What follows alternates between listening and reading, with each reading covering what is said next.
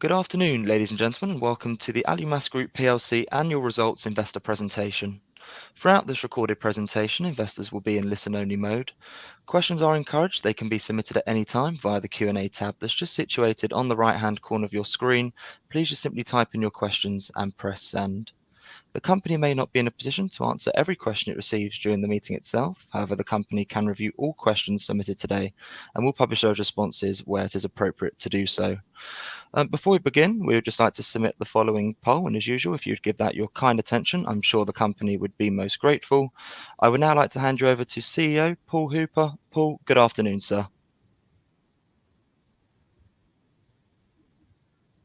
Good afternoon. Thank you very much, and good afternoon, everybody, and welcome to the annual results presentation of the ALUMASC Group PLC for today by Simon Tray, our Group Finance Director. We have in front of us the presentation, and within there we have two introduction slides. And the first sets out how sustainability and strategy are driving future growth. And the second one is summarizing the environmental growth drivers behind each of our three divisions. These are all covered later in the presentation, so just really a summary here. So we will start the presentation on page 7, and this is covering the highlights, and this is the delivery of the strategic priorities that are driving the market outperformance that we have. And our revenue in the year grew by 13% to just over £100 million.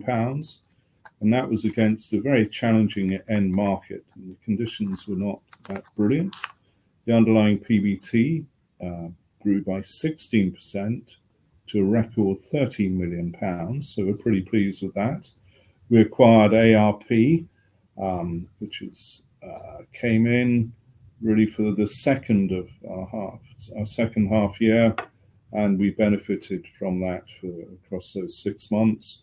We expect further synergies to come into FY25, but the acquisition itself has been performing very well, and it sits within our water management division.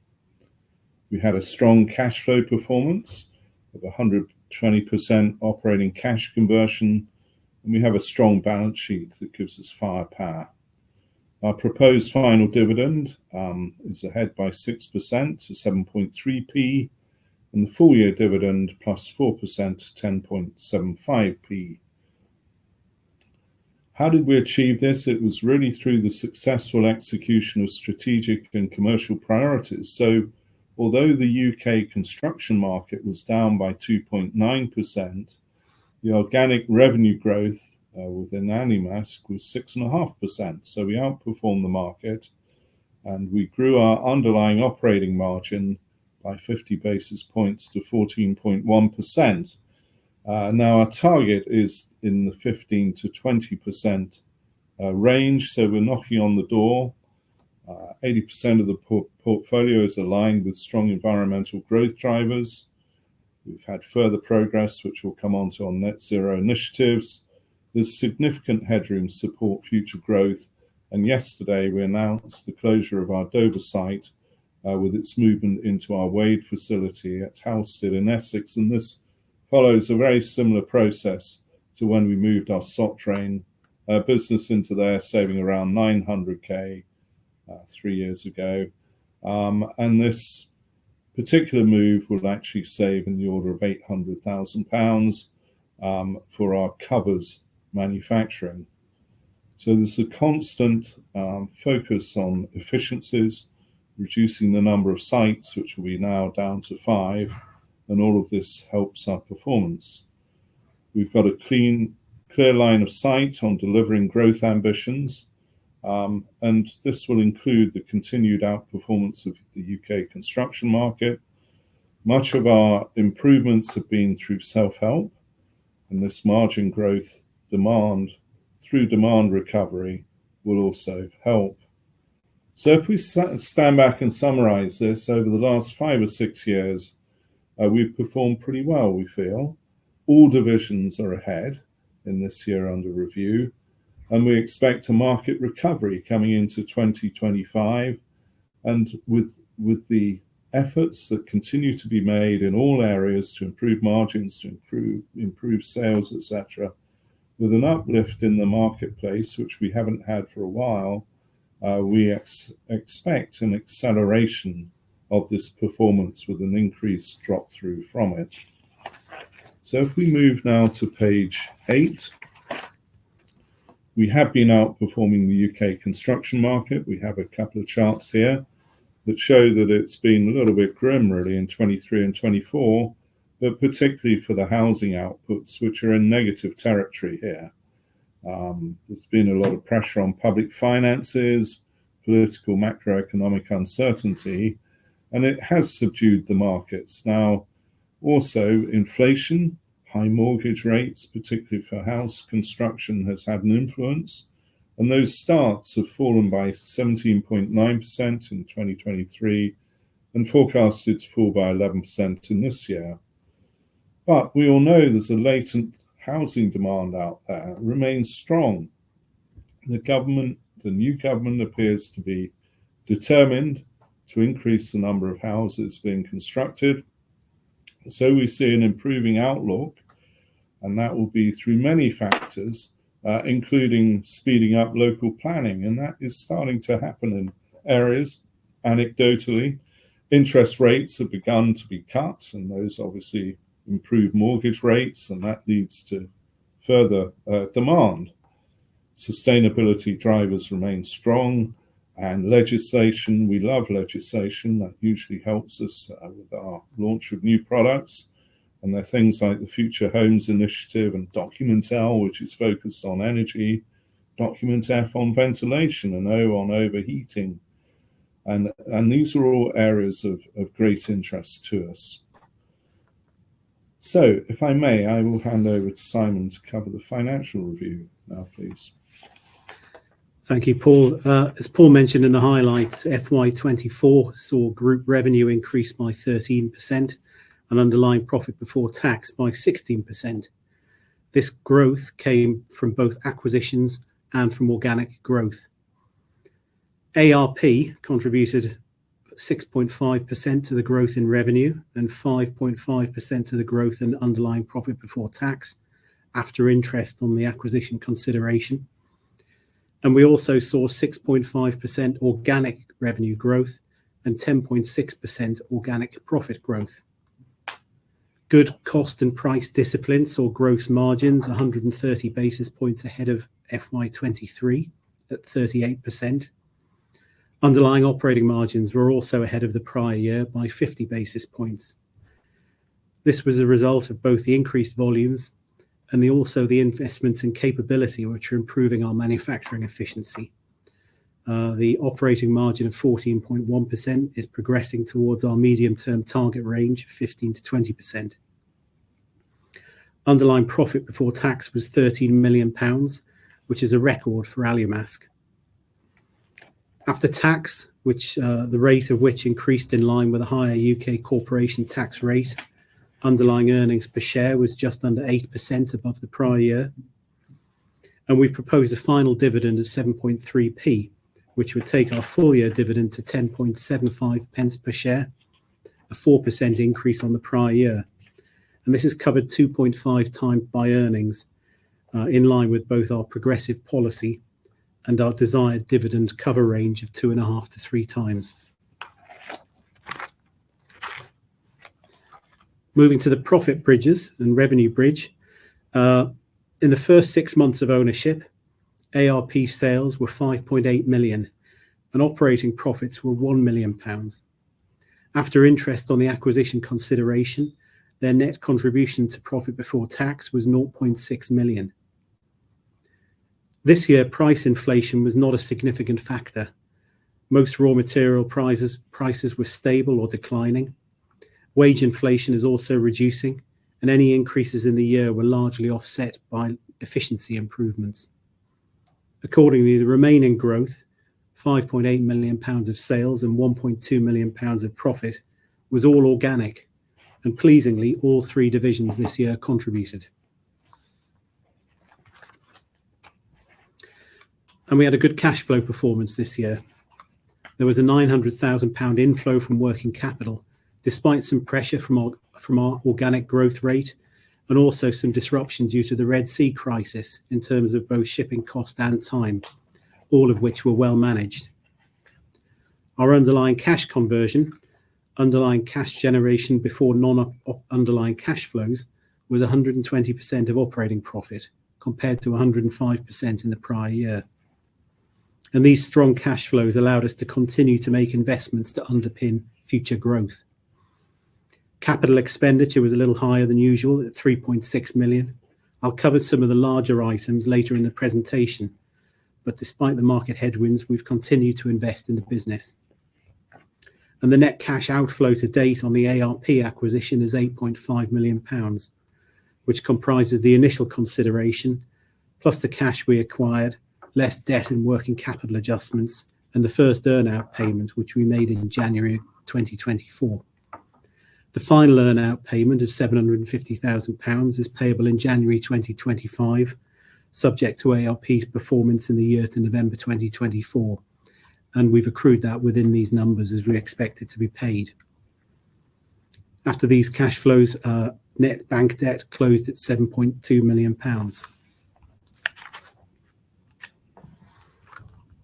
And looking at our balance sheet, returns on capital remain strong and well above our weighted average cost of capital, which is an indication of how much it costs to borrow money, both from equity and from debt, which we estimated around 11%.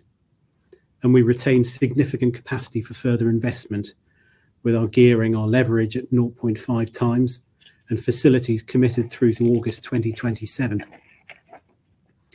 And the position of the group's legacy defined benefit pension scheme, calculated under IAS 19, has improved, moving from a £4.3 million pre-tax liability at June 2023 to an £800,000 surplus at June 2024.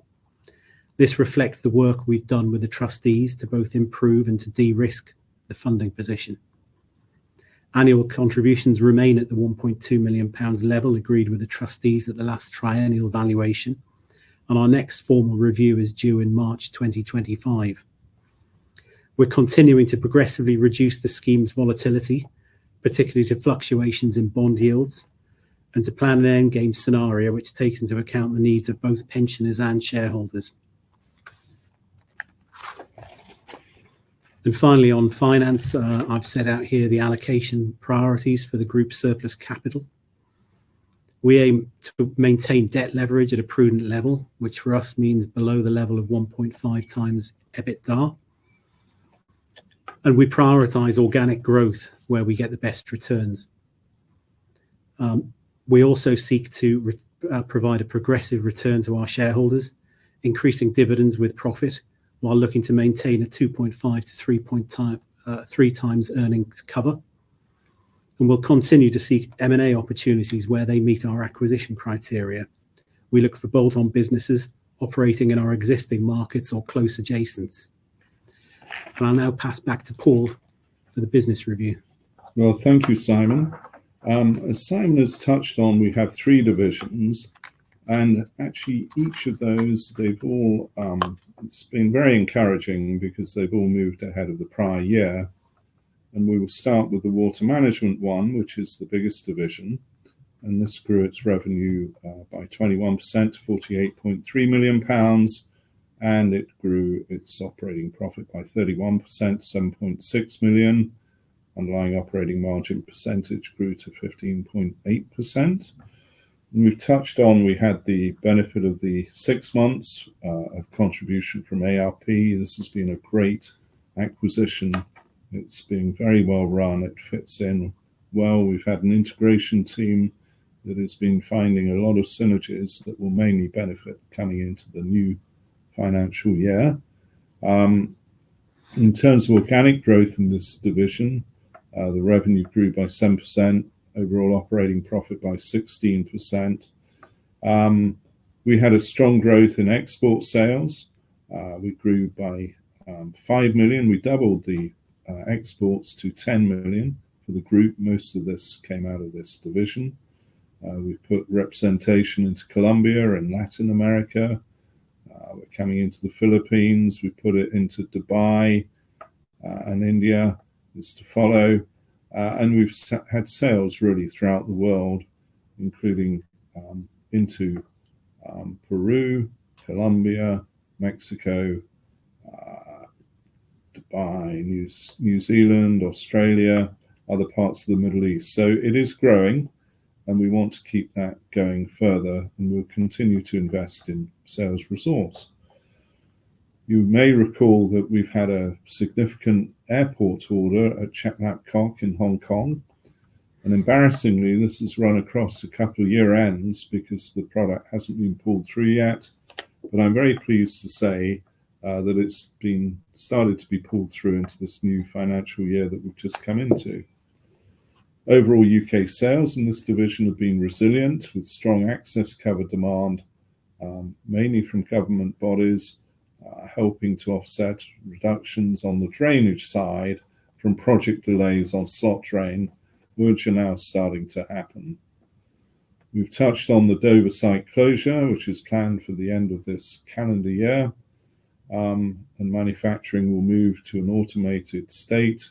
We've invested in 2 significant Mazak machines, which will very much assist in this, and it will be relocated to the Wade in Halstead facility, and we anticipate £800,000 of savings from this.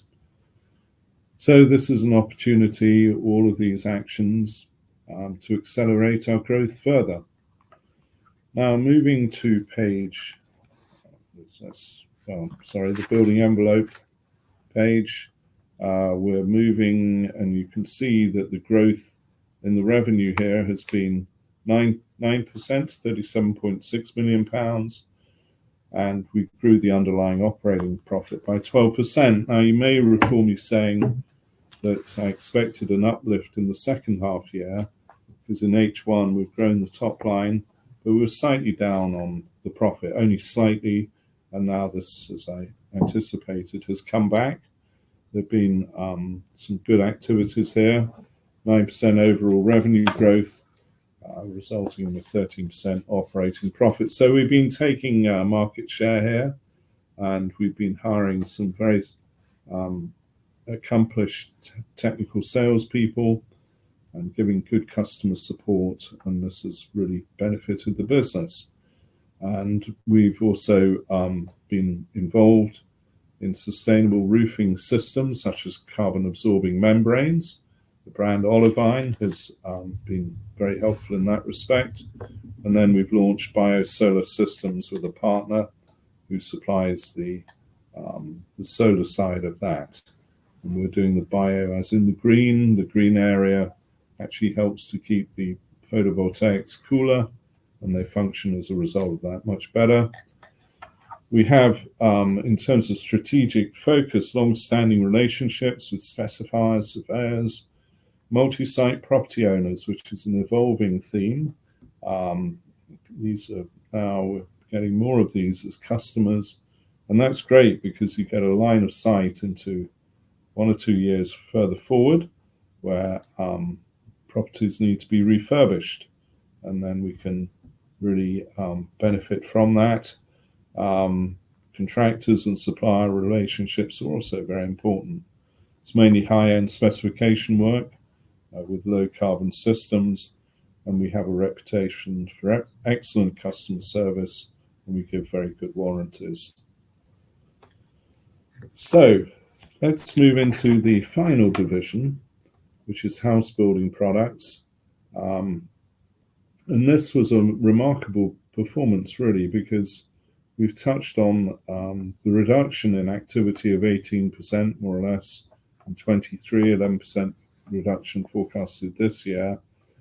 And the team has managed to achieve a flat revenue. It's very slightly ahead, but that's a huge achievement in those circumstances. And then to also lift its operating profit by 9% to 3.8 million is a great effort. And this was partly assisted by a product that I'll show you shortly, which is a tile vent that took it into a new distribution area. It's been very successful, and in 2 years we reckon it's taken around a 10% market share. It's done very well to bring its operating margin up to a record 25%. And this has been through efficiencies, cost controls, making sure that costs get passed through, and giving outstanding customer service. So if you ordered by midday, you can get a shipment the next day. And we've got a record of shipping out, at least from the plant, of 100% OTIF. There's been a continued investment and focus on sustainability, and we will continue to automate, bring in new products, and we have a good and complete external sales resource now. It's worth mentioning that Timlock is the first carbon neutral building products manufacturer in the UK, and several of the large merchants have invited them along to discuss that and how they achieved it. So the business is well placed to benefit when house building activity recovers. It's done an amazing job to bring its profit ahead against such a background. And when we have the volumes assisting and picking up again, which we anticipate into 2025, this will be a significant event for the house building division, house building products division. And we should also remember that it's got around 50% capacity. So this means there are further opportunities within that division. So moving on into our strategic delivery, and the first slide that we're going to cover on this is championing sustainable building products on page 21. And Simon is going to cover this, please. Thank you again, Paul. Well, our first and probably our fundamental strategic pillar is championing sustainable building products. Over 85% of our sales derive from products which address our strategic environmental priorities, which are underpinned by long-term growth drivers around building decarbonisation, urban water management, and urban biodiversity and occupant well-being. In doing so, we also seek to minimise our own environmental impacts. We use recycled materials. Our products generally have the highest recycled content in their markets to create products that are themselves recyclable at the end of their life. Coupled with their durability and low maintenance requirements, creates products that are resource and energy efficient. And we continue to invest in our net zero pathway. Our greenhouse gas intensity, measured per million of revenue, reduced by a further 4.7% in the year. This is reduced by over 70% since we began measuring it in 2018. And interestingly, this progress has tracked our operating margin improvement, which back in 2018 was mid-single digit and is now up above 14%. Our medium-term targets are being recalculated for the addition of ARP, and we'll get them accredited by the SBTi once they're complete. And we now have full Scope 3 emission calculations covering our entire value chain from sourcing to delivery for around 75% of the group. We'll use this data not only to plan our net zero pathway, but also to inform our decisions around product design, sourcing, and distribution. I'll pass back to Paul now for the sales growth. Thanks, Simon. Another important part of the strategic delivery is accelerating sales growth, which has assisted us so far, and we're going to continue to do that. And there is a photo there of the inventive new profiled roof tile vent that's been such a success at the house building products division with 100 SKUs, 5 colors, and this has assisted very much. An example of a great product launch. If we take the sectoral outperformance, UK construction market down by 2.9%, but we've grown by 6.5%.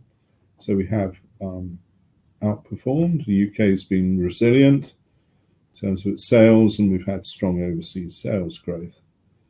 The significant long-term drivers are the building regs, etc., legislation, Document L, MAF that I've touched on earlier, all play a part, as does the fact that we've got a housing undersupply aging UK building stock that in some cases needs knocking down, other cases needs refurbishment.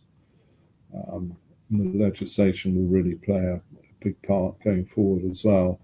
And we will target export opportunities into certain markets. So the growth initiatives that are targeted will be assisted by the investment that we've already made in technical sales capability, new products, launches into adjacent markets, of which the profiled roof tile vent is an example, and the expansion of the geographical sales team, which is very important as well. We're running with 3 slides left, and I'll cover a further strategic delivery one. Very key, margins. We love margins, we love improving them. And actually, if we take the last 5 years, we have improved the gross margin for the group's companies by 4 percentage points. Very important that we continue to do that, and we have been successful over that period of time. And we're getting towards our target of the 15% operating margin. We're at 14.1%. It will be driven further towards that by volume growth and hopefully through it, and efficient and flexible manufacturing capacity and leveraging what we already have invested in. The future improvements will be driven by the market recovery, which we expect next calendar year. Export sales growth, increasing that. As we've touched on, we've already doubled it in the year under review. ARP synergies, not to be underestimated, the value of those coming through. And it takes a while because you've got to move from some of the contracts you may already be in to more beneficial contracts. NPD, without a shadow of doubt, very key area, and we need to be doing more of it.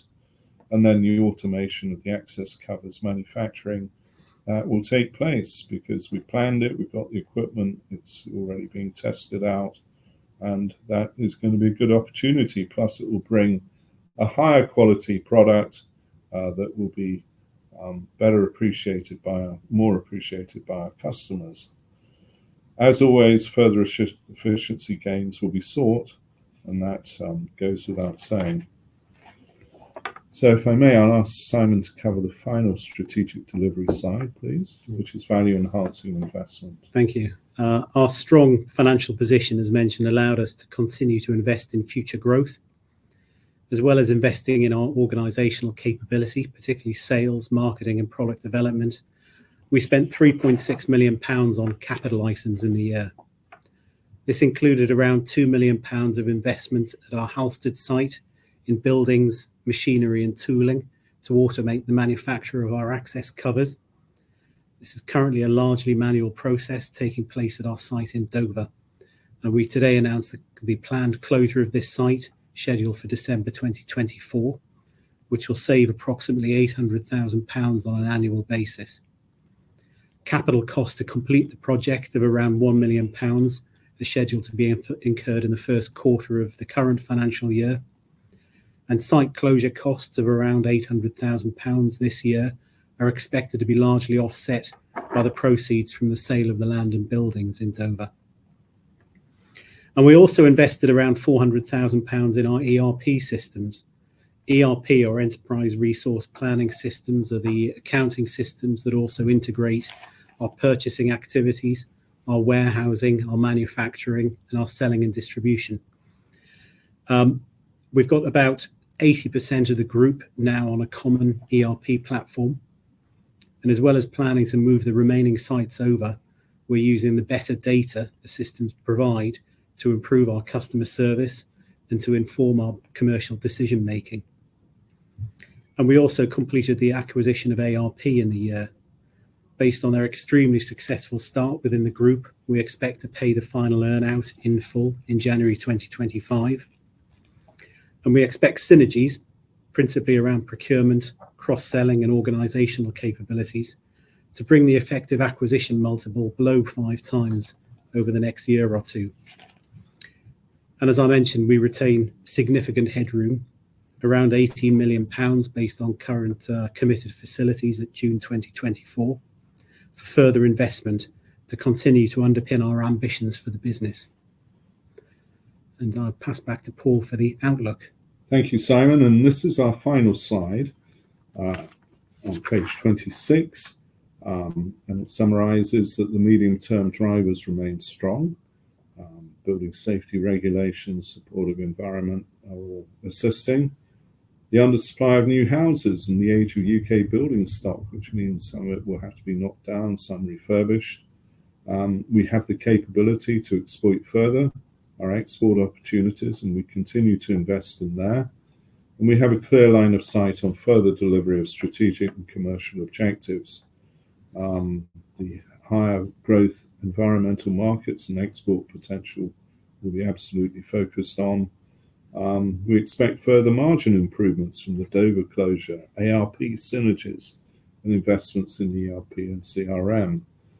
We'll continue the strong cash flows, and the balance sheet provides significant capacity for further investment, both organically and inorganically.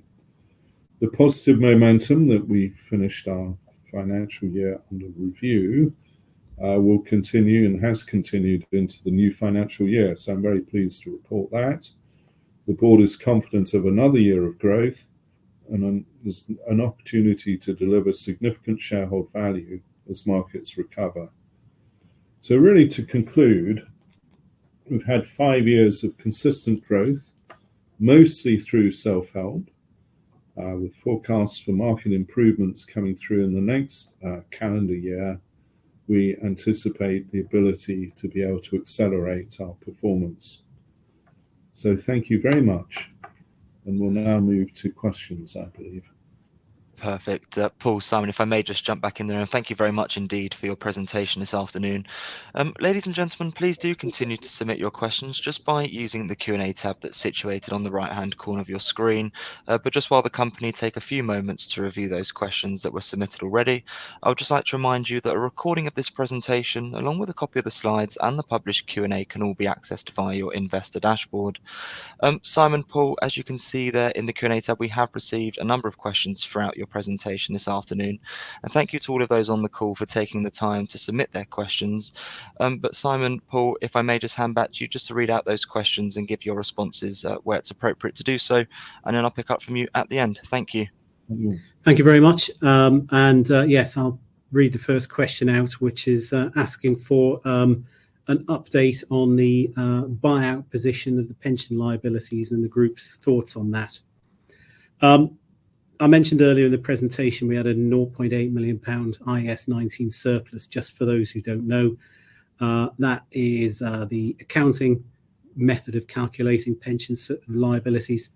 It's not the basis for our funding discussions with the trustees, nor is it representative of a buyout valuation, which is effectively the cost of paying an insurance company to take the liability on. We're looking at two scenarios for the pension scheme. One is around self-sufficiency, which is getting the scheme to a position where it can invest in assets which hedge its liabilities. So it there's very little likelihood of further support required from the parent, the ALUMASC. All we would need to cover then is the cost of operating the scheme itself. But that is still on balance sheet. The alternative there is to, as I say, buy the scheme out. The valuations that we had done, and it's very difficult to give valuations at a single point in time because they depend on investor appetite as well as bond yields, interest rates. But the conclusion of the board the last time we looked at this was that it wouldn't represent good shareholder value to look to buy the scheme out. It's one we keep under review. Plan A is still self-sufficiency, but it's not mutually exclusive with buyout, and we'll continue to review the position as the market develops, and we will take action either to fully or partially buy out the scheme if we believe it represents good shareholder value. So thank you for the question. The next one is, from your anticipated synergies from the ARP acquisition, what value was reflected in this year's results, and how much more do you expect to realise in FY25? you want me to cover this one, Paul? Please. So if you recall in this presentation, we had we saw the principal synergies from the acquisition from three categories: operational, procurement, and cross-selling. Cross-selling, we saw limited synergies in the year just gone, FY24. There was some cross-selling activity, but obviously we only had 6 months to start realizing that, but it was starting to happen. Operational as well, we saw some sharing of best practice. It's very difficult to quantify that, but there was some exchange of manufacturing techniques going on. I think in FY25 we're going to start to see some of the procurement efficiencies come through. They take longer to realise because you've generally got to exit an existing contract and you've got to wind down any inventory that you hold. But I'd expect to see those start to come through in 2025. And I'd expect to see more of the cross-selling and more of the operational capability potential coming through. If I had to put a number on it, I'd be disappointed if we got less than sort of £300,000-400,000 out of the synergies in addition to the ARP baseline business, which should help underpin our growth ambitions for next year. Thank you. This one's for you, Paul. How much additional capacity is available for growth in the remaining 5 sites? It's a good question. It's interesting because I was up at our house building products company, Timlock, last Thursday, and I was talking to them about capacity because we've always said, well, we've got about 50% capacity there if you take the shifts, etc. But actually, we've got more than that because if you look at the tooling can significantly increase the capacity by having the ability within each tool of producing, say, 20 rather than 10 components. So there's a lot of capacity that can be put in by adding new tooling, and it isn't all about going on to shifts and employing more people or running over weekends, etc. So we think we've got at least 50%. It will be more at the house building area. We've probably got, I would guess, within water management, maybe 30%, 30 to 40%. And again, we can run on to shifts. And then it's an interesting one within our roofing, the roofing side of the envelope side, because we don't actually manufacture there. And there is therefore no capacity constraint of manufacturing. It would be limited to warehousing, being able to technically support customers, and sales order entry and all the rest of it. So we believe that we've got fewer constraints there. It would require some more warehousing, but I would say we could easily manage maybe another 20 to 30% capacity there. So we feel we've got a reasonable amount if needed. Well, it will be needed because we're expecting an uplift in the markets, in particular from next year, next calendar year. So we're not, we don't think we're capacity constrained, and there's a fair bit to run out there before we get into that position. Thank you. A couple of related questions around M&A strategy, what the broader acquisition strategy is, and are there plans for further acquisitions in the near future?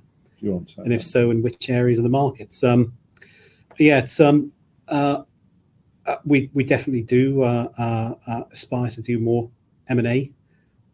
We have capacity to do so, both in terms of the balance sheet, facilities, and also management and organizational structure, both of which have got capacity to run more businesses. In terms of hard and fast rules, it's difficult to be absolutely prescriptive.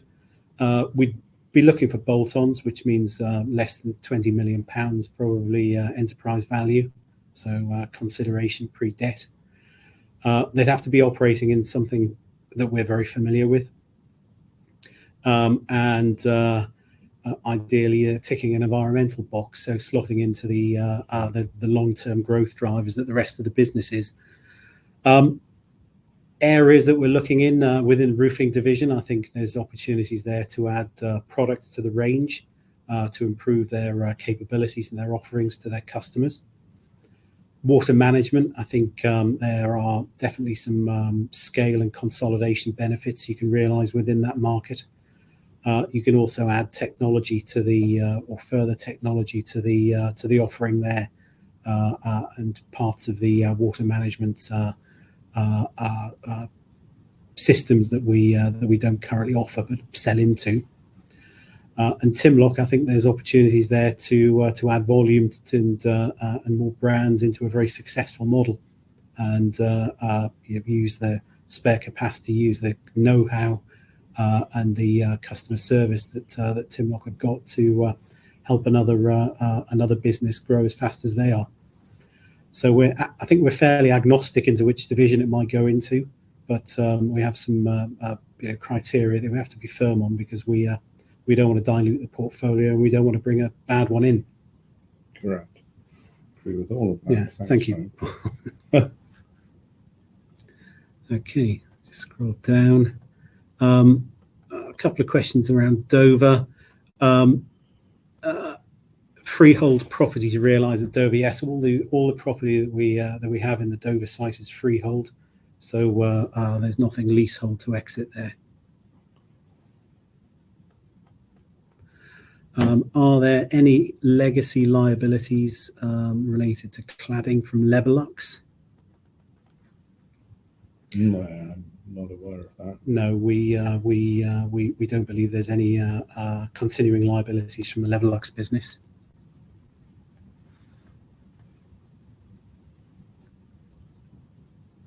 Cost benefits from the next year with a recent acquisition. Can we expand on this?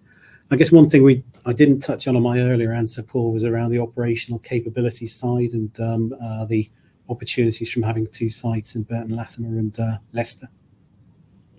Yes, it could allow us. We're reviewing that at the moment, so I wouldn't really like to say what we might end up doing. But yeah, it's part of the ongoing process, and we will have a sensible outcome from it in terms of some specialism in there. I know we've had it 6 months, and we've got some pretty firm ideas now, but we're also spend a lot of time on integrating the sales and also the sourcing and making sure we're going to get some really good synergies out of that.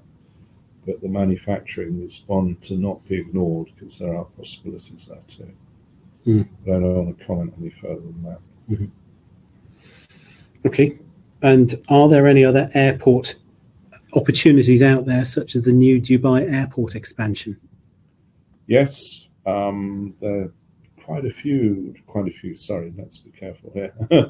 There are one or two very large ones in the Middle East, including into Saudi Arabia, and these are at an early stage though, and so it could be several years before they come through. But they're going to be large airports with several runways, and we would be definitely bidding on those and would hope to win at least one of them. So yes, there are opportunities out there. Thank you. Very impressed by your hard work and success. Last year I suggested the market will eventually recognise your performance, and I'm pleased to see it finally does. Congratulations. Well, that's most kind of you. It's very kind, yes. It's yeah, we've noticed the share price has gone up 13p today, and we're 266 from what I read before we came on this call. So it's moving in the right direction, it feels. We're getting a bit of recognition for it. Yes, I mean, well, our job is to manage the business and to make sure we're growing and as fast as we can and as consistent as we can. And share price is a sort of factor of that. It's nice to see some recognition there. Yes, so thank you very much for that comment too. What's the value of the Hong Kong airport contract for FY25? I think that's quite a tricky one to... Yes, the overall contract at the start was 7 million. We had a 10% deposit paid on it.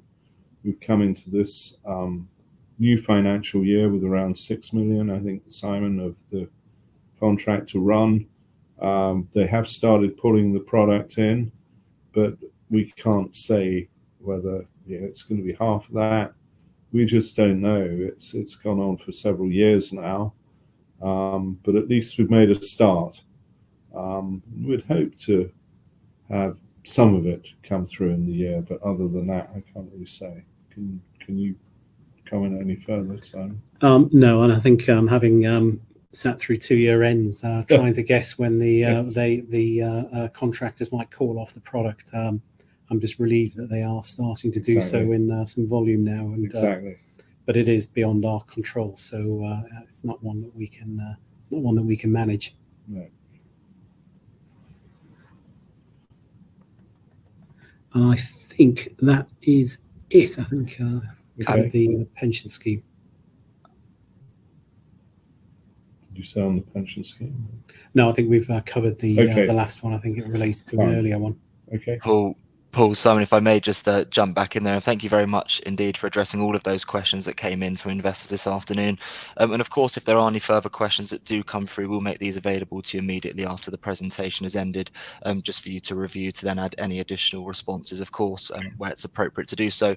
And we'll publish all those responses out on the platform. But Paul, perhaps before really just looking to redirect those on the call to provide you with their feedback, which I know is particularly important to yourself and the company, if I could please just ask you for a few closing comments to wrap up with, that'd be great. Yes, well, the main comment is to thank everybody for coming on today and for listening to our presentation, for your patience and for the great questions that have followed it. And really to conclude that we've had 5 years of consistent growth, mostly through self-help. We've improved the margins, we've improved the sales, we've improved the exports. And we're going to continue to do that. We've moved on to fewer manufacturing sites, and we'll continue. It's a continuous process. There isn't a silver bullet here. It's grinding it out, and we'll continue to do that. But I think the difference coming into this new financial year now is that the markets are looking to be improving, and the forecasts are indicating that from the CPA, etc. So we would expect really an acceleration in performance from that background.